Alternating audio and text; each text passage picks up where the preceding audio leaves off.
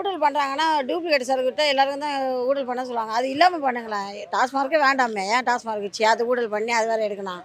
ஆட்சியில் வரும்போது நீ என்ன சொன்ன, மது விலக்கே இல்லாத ஏரியா சொன்ன, அப்போ மது விலக்கு விற்க கூடாதுல்ல, ஏன் விற்கிற? மக்களுக்கு வந்து யாருமே பண்ணல. மக்கள் கெட்டு போகிறாங்கன்றது யாருக்கும் இந்த இடி பரிசோதனை பண்ணலைங்க.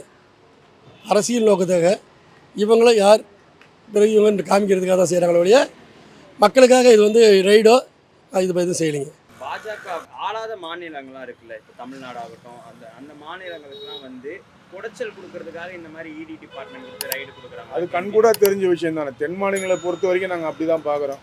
மற்ற மாநிலங்களில் அது அவங்களுக்குள்ள எப்படி போகிறாங்கன்னு தெரியல. ஆனால் நிறைய உதாரணங்கள்லாம் இருக்குது. ஏன்னா இடி கேஸ் போட்டு சிபிஐ கேஸ் போட்டு அவங்கள நம்ம கூட்டணி கொண்டு வந்த காட்சியெல்லாம் நாங்கள் பார்த்துருக்குறோம். பேப்பரில் படித்தும் இருக்கிறோம், டிவியில் பார்த்தும் இருக்கிறோம். பிஜேபி வந்து இதோட அவங்களுடைய மைண்ட் செட்டிங்கே இதுதான்.